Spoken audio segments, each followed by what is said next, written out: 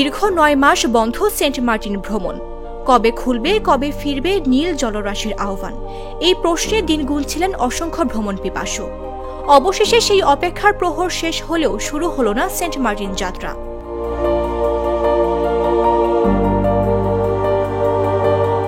পহেলা November থেকে ভ্রমণের জন্য খুলে দেয়া হয়েছে প্রবাল দ্বীপ সেন্ট মার্টিন। তবে আজ কোনো পর্যটক যাচ্ছেন না এই দ্বীপে। কোনো জাহাজ মালিক অনুমতি না নেয়ায় আজও পর্যটক শূন্যই থাকছে দেশের অন্যতম পর্যটন কেন্দ্র সেন্ট মার্টিন। সরকারের পরিবেশ মন্ত্রণালয়ের নির্দেশনা অনুযায়ী নভেম্বর মাসে পর্যটকদের কেবল দিনে গিয়ে দিনে ফেরার শর্তে দ্বীপ ভ্রমণের সুযোগ থাকবে। গেল বছরের মতো এবারও দ্বীপটি ভ্রমণে পর্যটকদের মানতে হবে সরকারের 12টি নির্দেশনা, আর এতেই এ পরিস্থিতির সৃষ্টি হয়েছে।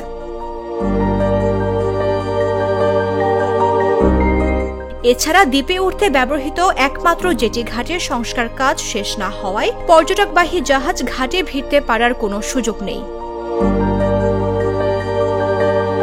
C cruise operator owners association of বাংলাদেশের কর্মকর্তারা বলছেন, প্রাথমিকভাবে কক্সবাজার শহরের নুনিয়াছড়ার BIWTA ঘাট থেকে কর্ণফুলী এক্সপ্রেস ও বার আউলিয়া নামের দুটি জাহাজ সেন্ট মার্টিনে চলার কথা ছিল।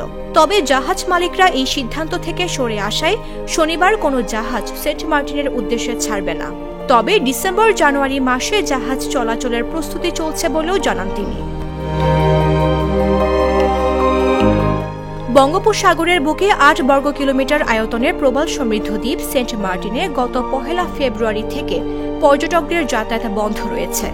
এবারও নভেম্বর থেকে জানুয়ারি পর্যন্ত 3 মাস দ্বীপটি ভ্রমণের সুযোগ পাবেন পর্যটকেরা। মামদুহা রাইসা, জাগো নিউজ। তোতার চকলেটে একাকার হয়ে ওঠা প্রাণ লেয়ার সম্পর্কের মিষ্টি ম্যাজিক।